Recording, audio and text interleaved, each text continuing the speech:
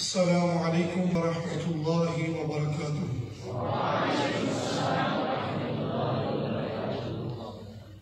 الحمد لجمالہ الکریم والصلاة والسلام على رسولہ الامین در البیضاء وزبرجدة الخضراء ونور الابہر وضیاء الازہر سیدنا ومولانا وملجانا ومعوانا محمد صلی اللہ علیہ وآلہ وسلم وعلى آلہ الطیبین الطاہرین وصحبہ اجمعین، اما بعد فاعوذ باللہ من الشیطان الرجیم، بسم اللہ الرحمن الرحیم۔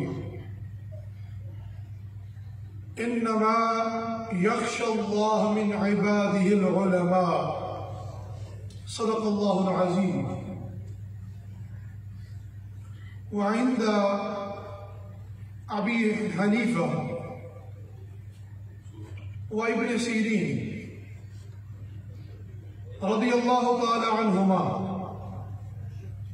قال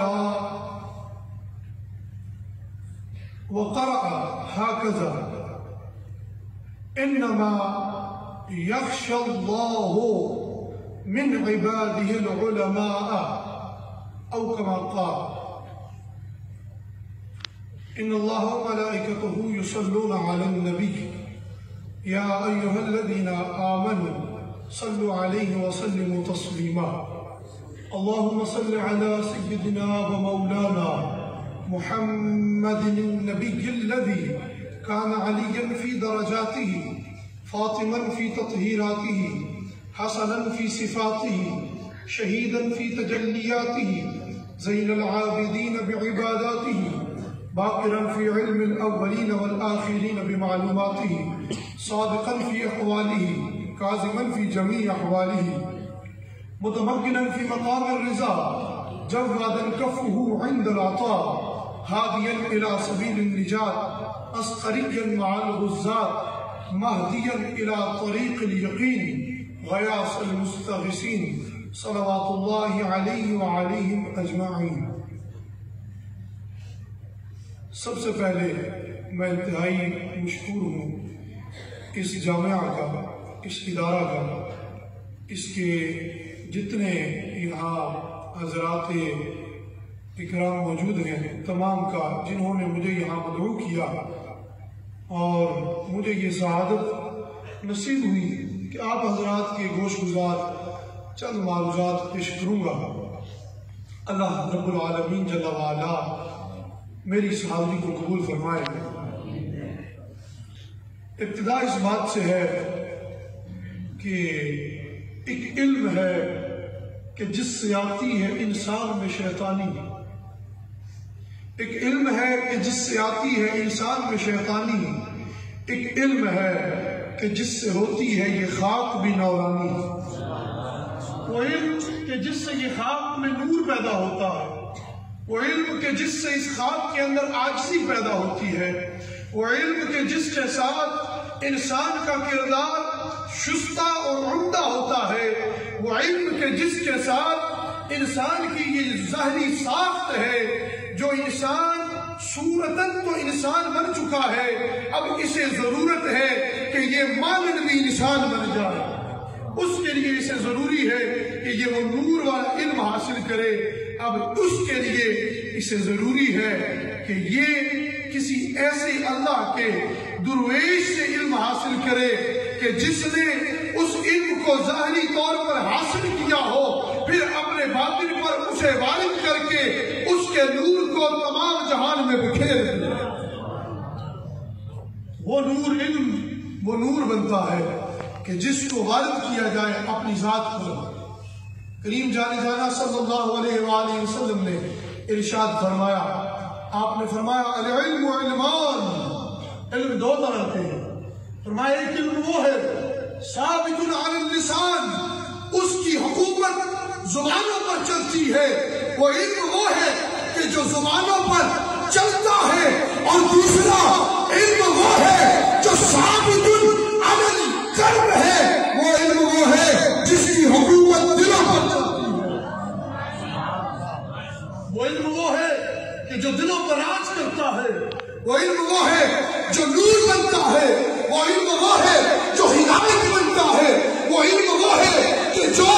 صراط المستقیم کی طرف انسان کو لے جاتا ہے۔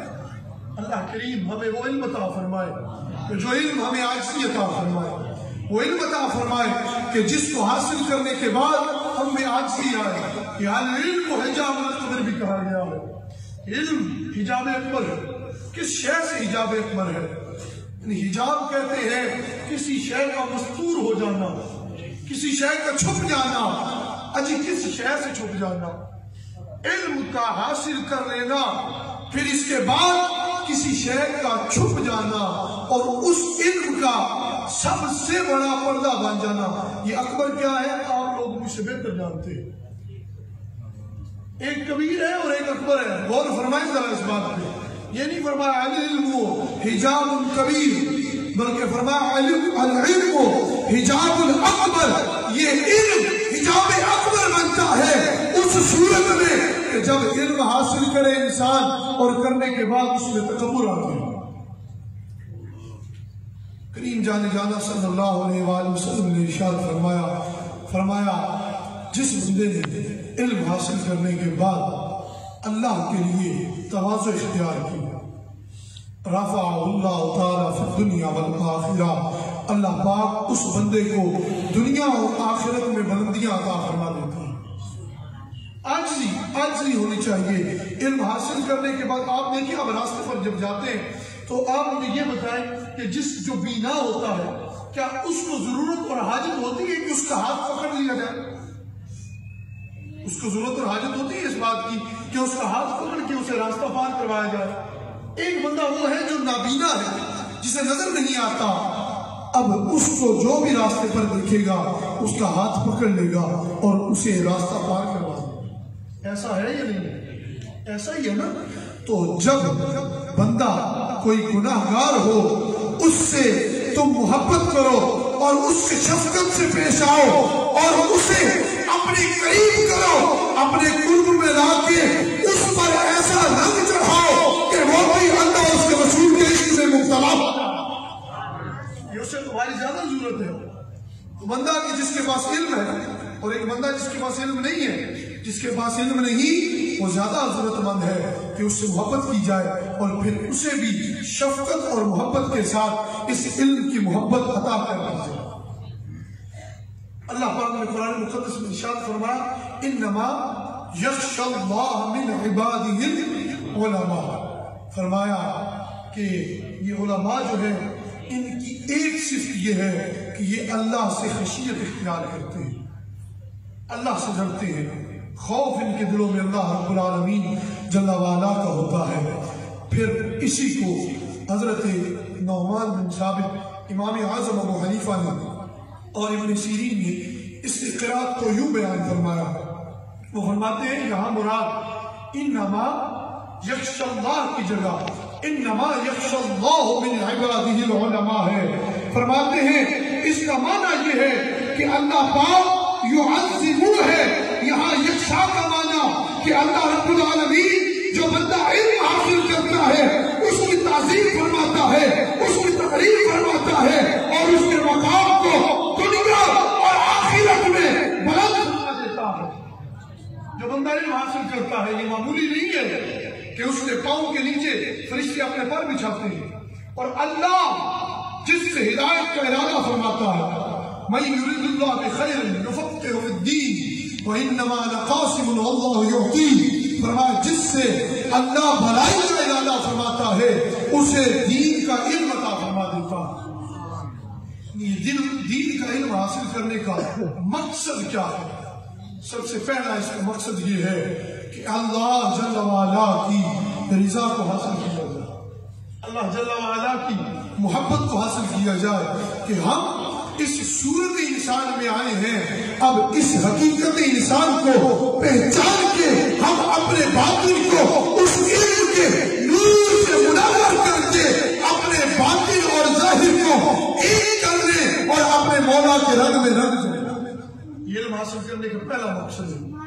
دوسرا مقصد یہ ہے کہ ہم معاشرے کی اصلاح کریں، تب ممکن ہوگا جب ہم اپنی اصلاح کریں گے، اور وہ رنگ تب چڑھے گا جب ہم ایسے صوفیاء اور ایسے مادر علمی میں آئیں گے کہ جس میں ظاہری طور پر علم کے ساتھ ساتھ باطنی طور پر علم کی بھی قدر کی جاتی ہے، اس کی ترویج ہے، اس کی طرف تشویق اور تحریص دلائی جاتی ہے، اور پھر جو طلاب علم وہاں پر علم حاصل کرنے کے لیے آتے ہیں ان کی آنچیں شوق کو تہیہ طوفان کر کے پھر ان کو قدم جانے جانا میں گرا دیا جاتا ہے۔ یہ خوش بختی اور خوش قسمتی ہے کہ اس گہرے گزرے دور کے اندر جب فتنوں کا دور عام ہے، جب اس وقت کہ جب لوگ نفس نفسی کے عالم میں ہیں اور علم سے دور ہوتے چل جا رہے ہیں، علم کی قدر نہیں ہے، اور لوگ بھی بس مقصد یہ بنا لیا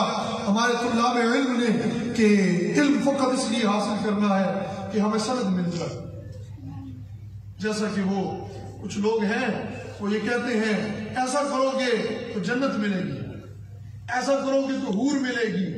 تو ہمارے شیخ کریم ذکرہ اللہ بالخیر وہ ارشاد فرماتے ہیں کہ ان غلاموں کو حوروں کا عاشق نہ بنا بلکہ ان غلاموں کو حضور کا عاشق بنا، حور کا عاشق نہ بنا بلکہ حضور کا عاشق بنا۔ تو آپ اور ہمارے لیے خوش بختی ہے کہ ہمیں ایسے مدارس ملے ہیں، ایسے مادر علمی ملے ہیں کہ جہاں پر علم ظاہر کے ساتھ ساتھ علم باطن کی طرف بھی توجہ دی جاتی ہے، جہاں پر صوفیہ کی قدر کی جاتی ہے۔ اگر لوگ تو کہتے ہیں یہ صوفی کیا چیز ہے، علم حق در علم صوفی بند شود، حق کا علم صوفی کے علم میں بند ہے۔ حق کا علم وہ ہے کہ جس کو انسان سمجھ لے اور سمجھنے کے بعد اپنے آپ میں عاجزی لے، یہ نہیں کہ تکبر آ جائے، سریا گلے میں ہو، نہ علم تو یہ کہتا ہے کہ اپنے آپ کو جھکا دے، عاجز بن جا۔ انسان عاجز بن جائے علم حاصل کرنے کے بعد تو اللہ پاک خلق کو پکڑ کے اس کے قدموں میں ڈال دیتا ہے۔ ہمیں علم حاصل کرنے کے بعد اپنے آپ میں عاجزی پیدا کرنی چاہیے۔ سیدی اعلیٰ حضرت عظیم البرکت مجدد دین و ملت الشاہ امام احمد رضا حافظ بریلوی رضی اللہ تعالیٰ عنہ، آپ نے فتاوی رضویہ شریف میں ایک واقعہ نقل فرمایا ہے۔ وہ فرماتے ہیں کہ ایک بندہ تھا، اس کا نام تھا عبداللہ بن محمد، اور ایک اور بندہ تھا اس کا نام تھا ابن شقا۔ یہ دو بندے تھے اور ان کے ساتھ تیسری ہستی کا نام تھا سیدی شیخ عبد القادر جیلانی رضی اللہ تعالیٰ عنہ۔ فرماتے یہ تینوں جو تھے یہ ایک بغداد کے اندر بندہ تھا یقال لہ غوث، اسے غوث کہا جاتا تھا۔ تو یہ تینوں نکلے کہ اس غوث کے پاس جاتے ہیں، تو یہ ابن شقا نے کہا یہ بہت بڑا عالم اور مفتی تھا۔ سیدی اعلیٰ حضرت فرماتے ہیں یہ ایسا عالم اور مفتی تھا کہ جس سے جس فن میں مناظرہ کرتا تھا اس کی بولتی بند کر دیتا تھا، اتنا بڑا عالم کا ماہر تھا۔ فرماتے ہیں اس نے کہا وہ تو غوث بنا بیٹھا ہے، آج میں اس سے ایسا سوال کروں گا کہ اسے لاجواب کر دوں۔ فرماتے ہیں یہ جو عبداللہ بن محمد تھا اس نے کہا کہ میں اس سے ایک سوال کروں گا اور پھر دیکھوں گا کہ وہ کیا جواب دیتا ہے۔ پھر ثم نظر الی شیخ عبد القادر جیلانی، پھر غوث پاک کی طرف دیکھا اور کہا عبد القادر آپ کیا کہتے ہو؟ آپ فرمانے لگے معاذ اللہ، میں اللہ کی پناہ چاہتا ہوں کہ میں اللہ کے درویش کا یہ تھی کہ وہ جب چاہتے تھے حاضر ہو جاتے تھے، جب چاہتے تھے غائب ہو جاتے تھے۔ فرماتے ہم گئے، ہم نے دیکھا کہ ان کی مسند پہ کوئی بھی نہیں بیٹھا ہوا تھا۔ تھوڑی دیر گزرے فمکثنا ساعۃ، ہم تھوڑی دیر کے لیے بیٹھے اور پھر ہم نے اچانک دیکھا کہ ان کی مسند پر وہ جلوہ فروز ہے۔ ہم نے جب ان کو دیکھا تو ہوا کیا کہ وہ فرمانے لگے، جلال کی کیفیت میں تھے، ایک دم ابن شقا کی طرف دیکھا اور فرمانے لگے ابن شقا تو کیا کہتا تھا؟ میں اس غوث سے سوال کروں گا اور اسے لاجواب کر دوں گا۔